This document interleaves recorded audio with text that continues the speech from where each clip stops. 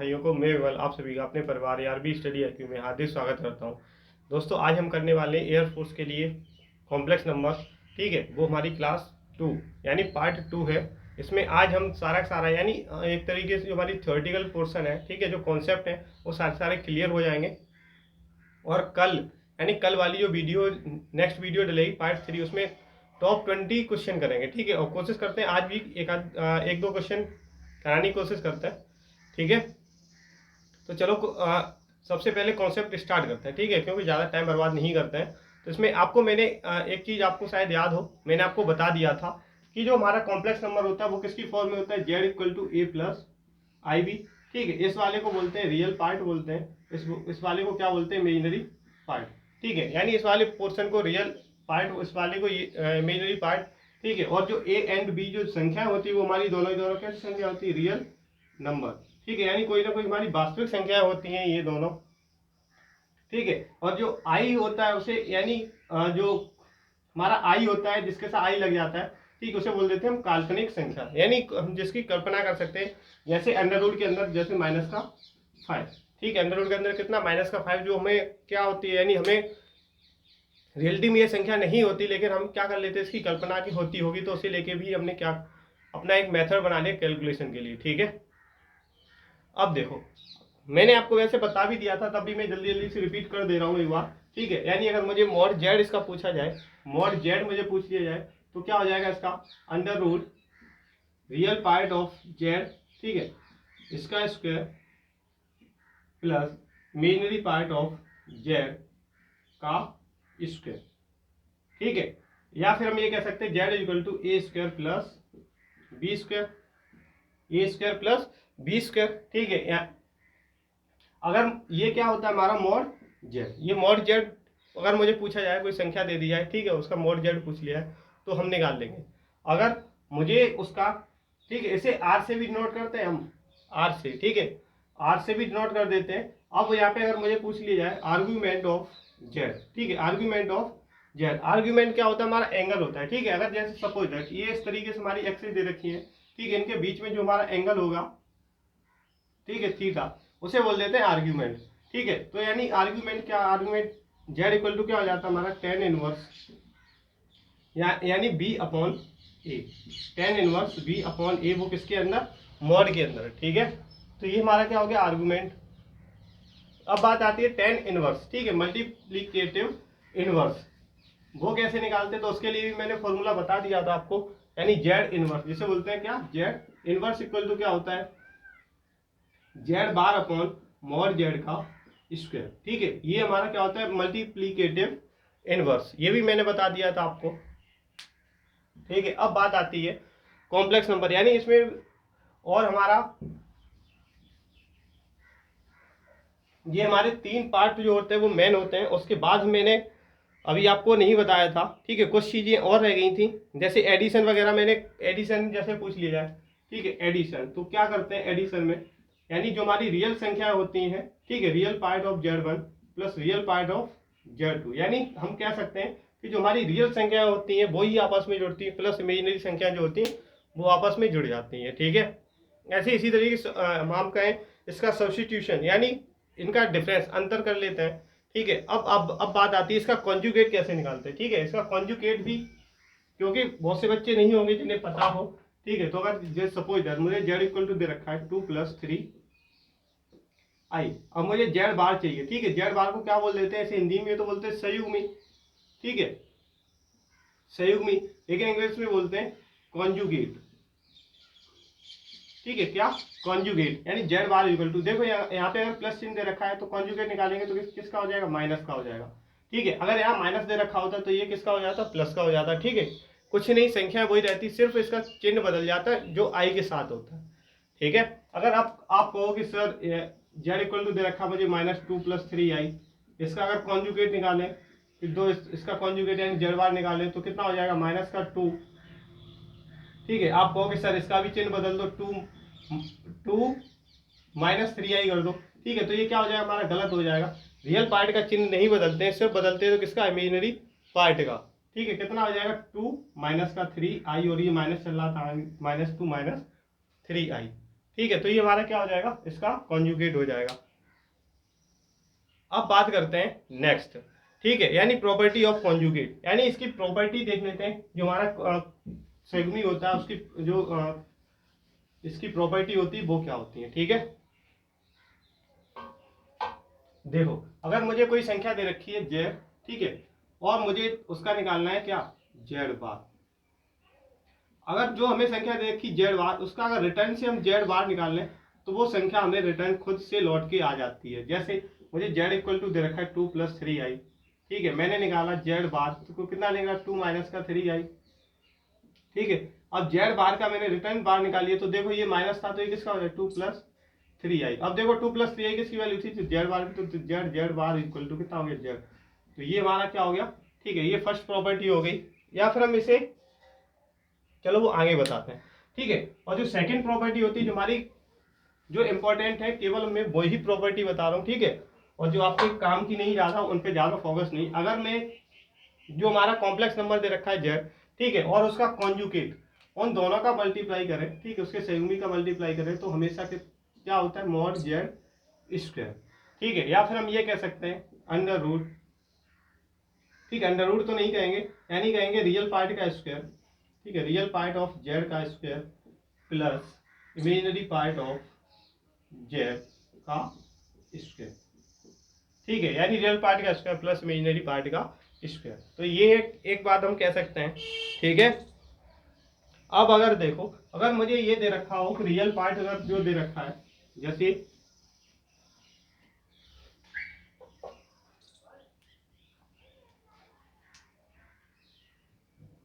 ठीक है, अगर जेड इक्वल टू जेड बार, यानी इसका अगर जो कॉन्जुगेट दे रखा है वो ही उसका क्या हो जाए, इनवर्स हो जाए, ठीक, इनवर्स तो नहीं कहना चाहिए, कॉन्जुगेट हो जाए, ठीक है। जो हमें संयुग्मी दे रखा है उसकी, सॉरी, जो हमें कॉम्प्लेक्स नंबर दे रखा है और उसकी जो संयुग्मी निकाले, वो दोनों अगर आपस में बराबर हैं, तो हम ये कह सकते हैं कि ये जो संख्या दे रखी होंगी, इसमें जो संख्या है जेड वो कैसी है, यानी टोटल रियल, उसमें कोई इमेजिनरी पार्ट है ही नहीं। अगर उसके साथ माइनस जेड रख के आया था, जेड इक्वल टू माइनस का जेड बार, तो हम ये कह देंगे ये तुम्हारा क्या हो जाएगा,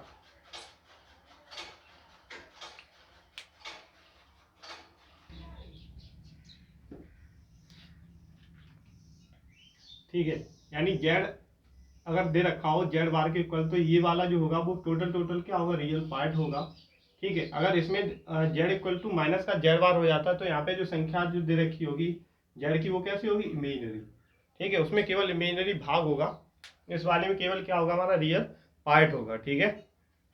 अब चलते हैं नेक्स्ट, यानी ये चीजें हमारी हो गई थी, ठीक है। अब नेक्स्ट आता है आपका, ठीक है, स्क्वायर रूट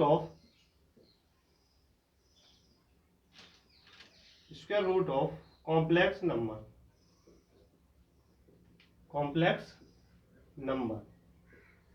ठीक है। मेरे ख्याल से आपको ये आपने पहले पढ़ा भी होगा, ठीक है, किस तरीके से पढ़ा वो मुझे नहीं पता, लेकिन मैं पढ़ाऊंगा आपको एकदम बिल्कुल अलग तरीके से, ठीक है।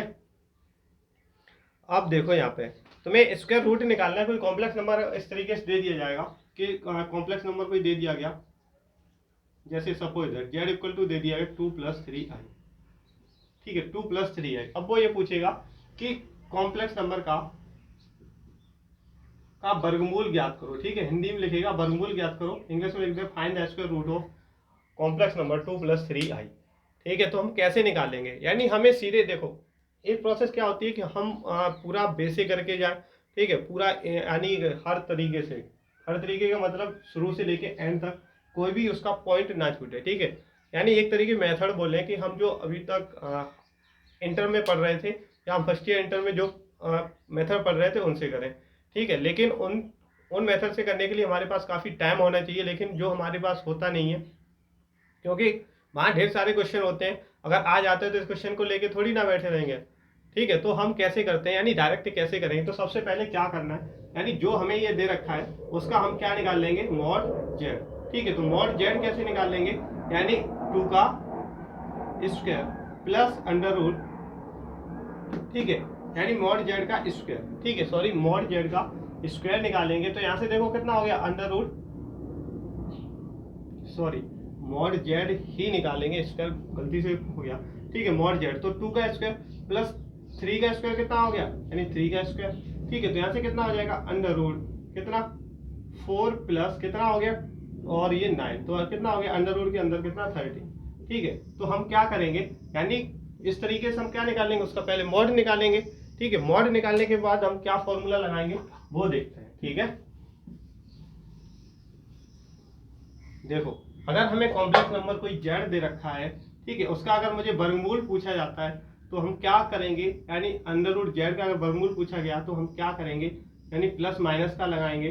ठीक है, चिन्ह और ब्रैकेट यहाँ पे लिखेंगे अंडर रूट के अंदर। ठीक है, mod Z plus A upon 2।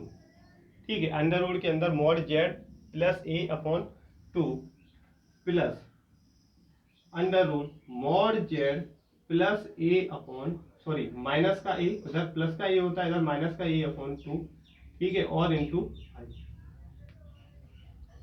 ठीक है मेरे ख्याल से ये चीज आपको समझ में आ गई होगी। अब यहाँ से अगर हम ले लेते हैं, मैंने ले लिया यहाँ से, मुझे जेड इक्वल टू दे रखा है, जेड इक्वल टू मैंने ले लिया यहाँ से 5 प्लस 12 आई, 5 प्लस 12 आई। ठीक है, उसने पूछा इसका स्क्वायर रूट निकालना है तुम्हें। ठीक है, स्क्वायर रूट निकालना है तो कैसे निकालेंगे, ठीक है चलो देख लेते हैं। यानी देखो मैंने क्या कहा, सबसे पहले इसका मॉड जेड निकालना चाहिए, तो मॉड जेड कितना हो जाएगा, अंडर रूट के अंदर कितना 25 प्लस 12 का 12 का 12 का स्क्वायर कितना 144 144। ठीक है, इनको प्लस करो कितना 169, तो कितना निकला हमारा 13। ठीक है, तो अब यहाँ से कर लेते हैं, तो इसका जो निकलेगा यानी अंडर रूट 5 प्लस 12 आई का जो स्क्वायर रूट निकलेगा वो क्या होगा, प्लस माइनस का। ठीक है, अंडर रूट कितना मॉड जेड कितना आया 13, यानी 13 और ए की वैल्यू कितनी है 5। ठीक है, ये ए की वैल्यू है तो ये कितना 5 अपॉन कितना 2 प्लस, अब यहाँ से देखो अंडर रूट के अंदर 13 माइनस का 5 अपॉन 2 इंटू आई। ठीक है, तो ये क्या हो गया प्लस माइनस का, यहाँ से देखो 13 और 5 कितना हो गया 18। ठीक है, तो 18 अपॉन 2 अंडर रूट के अंदर प्लस ये कितना हो जाएगा हमारा 13 माइनस 5। ठीक है, 13 माइनस 5 कितना हो गया 8 हो गया। ठीक है, देन 8 अपॉन 2 और यहाँ पे कितना चल रहा है आई। अब देखो मैं ये वाला इधर लिख दे रहा हूँ। ठीक है, तो यहाँ से कितना हो जाएगा, यानी अंडर रूट के अंदर कितना बचा 9 प्लस अंडर रूट 4 आई। ठीक है, और वो बाहर किसका चल रहा था, प्लस माइनस चिन्ह ये चल रहा था। ठीक है, तो इसे क्या लिख सकते हैं, यानी अंडर 9 किसका स्क्वायर रूट होता है 3 का, तो 3 प्लस 2 आई। ठीक है, 2 आई और ब्रैकेट के बाहर कितना प्लस माइनस, तो आंसर निकल के आ गया। ठीक है, मैंने आपको ये प्रोसेस इसलिए बताई जिससे आपको समझ में आ जाए, लेकिन मैं यहाँ से भी देख सकता था। ठीक है, मुझे पता था मॉड जेड और ए प्लस होता है, तो 13 5 कितने हो गए 18, 2 से भाग होता है। ठीक है, तो 2 से भाग दिया 18 में कितना 9, और उसका भी स्क्वायर रूट होना है तो कितना 3 प्लस 2 आई। यानी आपको सिर्फ ये देखना है और डायरेक्ट ये आंसर टिक करना है। ठीक है, ये प्रोसेस भी आपको नहीं करनी है। ठीक है, सिर्फ आपको हाँ ये चीज आपको ध्यान रखनी है कि उसमें क्या दे रखा था। ठीक है, तो मॉड जेड और प्लस ए करना होता है अपॉन 2, और वो भी इसके रूट के अंदर। तो मेरे ख्याल से ये चीज समझ में आ गई होगी। अब चलते हैं next.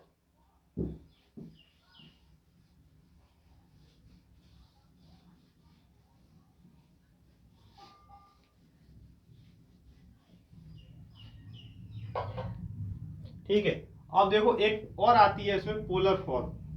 Polar form, polar form.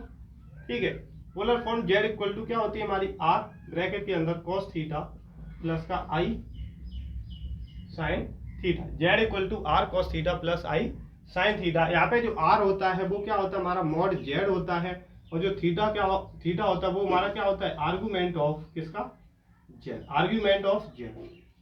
ठीक है, आर्गुमेंट ऑफ जेड कैसे निकालते हैं, थीटा इक्वल टू क्या बताया था मैंने tan इनवर्स, यानी इमेजिनरी पार्ट। ठीक है, इमेजिनरी पार्ट कितना हो जाएगा जो कुछ हो यहाँ पे इमेजिनरी पार्ट कितना, यानी b अपॉन ए। मैंने इससे कंपेयर की थी a प्लस आई बी से। ठीक है, यानी imaginary part upon real part, दोनों और किसके अंदर रहते हैं मॉड के अंदर। ठीक है, तो यहाँ से थीटा बराबर निकल आएगा, वही हमारा क्या होता है आर्गुमेंट ऑफ जेड। तो यहाँ से मुझे अगर पूछ लिया है तो आर की वैल्यू निकाल लेंगे मॉड जेड। ठीक है, और थीटा की वैल्यू निकाल लेंगे आर्गुमेंट ऑफ जेड, एंड कैसे tan इनवर्स b अपॉन ए, यानी imaginary part upon real part. अब यहाँ से ये आप लोग ये कर लोगे। अभी क्वेश्चन कराएंगे तो और सारी सब चीजें आपको क्लियर हो जाएंगी। अब चलते हैं नेक्स्ट, डिवाइवर थ्योरम। ठीक है,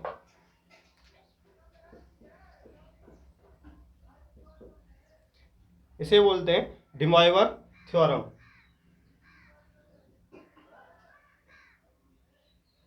ठीक है, डिवाइवर थ्योरम। अब चलो देखो, डिवाइवर थ्योरम क्या होती है, इसके जो रूल होते हैं, ठीक है, वो कुछ होते हैं इस तरीके, sine theta plus cos theta plus आई साइन थीटा इक्वल की पावर एन। तो हम इसे ये लिख सकते हैं कॉस एन थीटा, क्या लिख सकते हैं, कॉस एन थीटा प्लस आई साइन एन थीटा। मेरे ख्याल से समझ में आ गया। यानी अगर मुझे दे रखा है कॉस थीटा प्लस आई साइन थीटा की पावर एन की होल पावर कितनी दे रखी, एन, तो हम इस एन को इसके साथ लेके आ सकते हैं, यानी इसे लिख सकते हैं कॉस एन थीटा प्लस आई साइन एन थीटा। ठीक है, ये एक हमारी फर्स्ट प्रॉपर्टी होती है।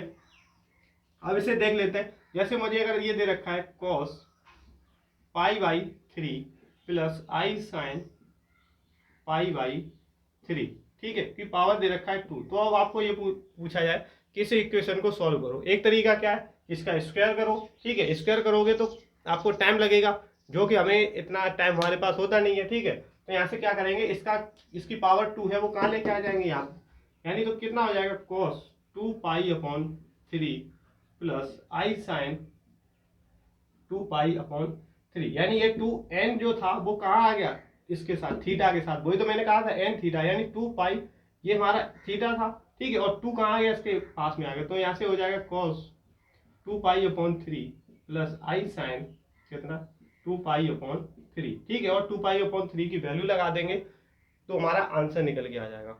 मेरे ख्याल से ये चीज़ आपको समझ में आ गई होगी। अब इसका एक हम और अगर बात करें कि अगर मुझे ये दे रखा हो इस तरीके से, ये हमारा फर्स्ट, ठीक है, अगर मुझे ये दे रखा हो cos 1 upon cos theta plus आई साइन थीटा, तो इसे हम लिख सकते हैं cos की पावर cos थीटा माइनस का आई साइन थीटा, यानी इसका एक कॉन्जुगेट है। मैंने क्या कहा था, कॉन्जुगेट, अगर हमारा कॉम्प्लेक्स नंबर दे रखा है उसका कॉन्जुगेट निकाले तो उसका चिन्ह कैसा हो जाता है, माइनस, प्लस की जगह क्या हो जाता है, माइनस। अगर एक और प्रॉपर्टी है, अगर इस तरीके से लिख दूं मैं sign theta plus I sign I cos theta की पावर है, तो ये हमारा क्या इसके बराबर हो जाएगा, आप लोग बताओगे, sign N theta plus I cos N theta, क्या ये इसके बराबर होगा, नहीं होगा। ठीक है, इसे ये नहीं लिख के हम क्या लिख सकते हैं, यानी साइन, ठीक है, इसे लिख सकते हैं cos pi by 2 minus theta.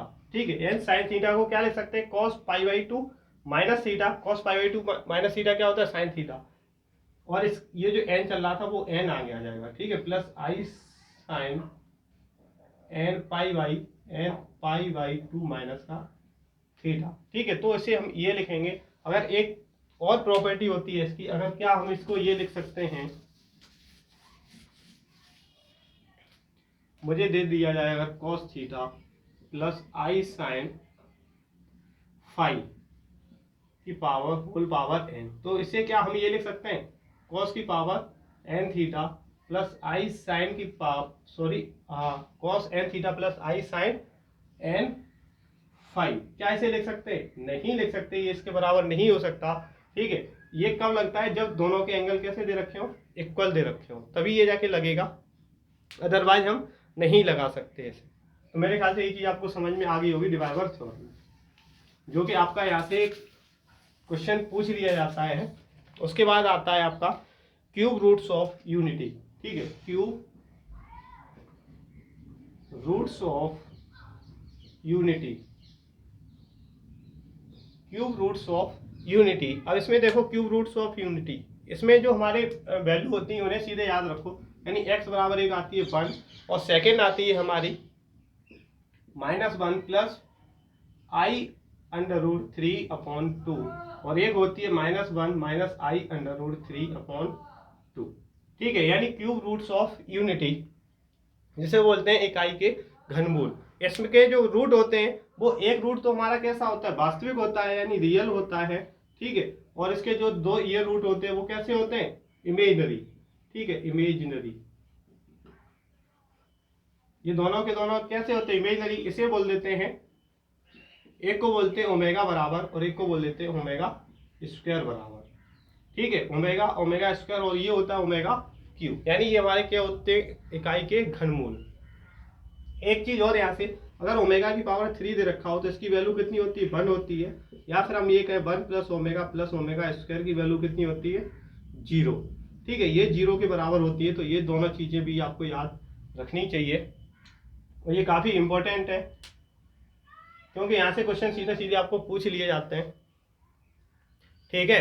तो मेरे ख्याल से आपको जो भी चीज़ मैंने बताई वो सारी सारी क्लियर हो गई होगी, और आपका ये था आज का एक मतलब एक तरीका पूरा कॉम्प्लेक्स नंबर का रिव्यू, ठीक है। इसके ये पूरा आप पढ़ लोगे तो चाहे कहीं से भी क्वेश्चन आ जाए आपको कोई दिक्कत नहीं होगी, ठीक है। और ये सारे मैंने कोशिश की है कि शॉर्ट ट्रिक से के द्वारा ही आपको बताएं, और वो मैंने बताए।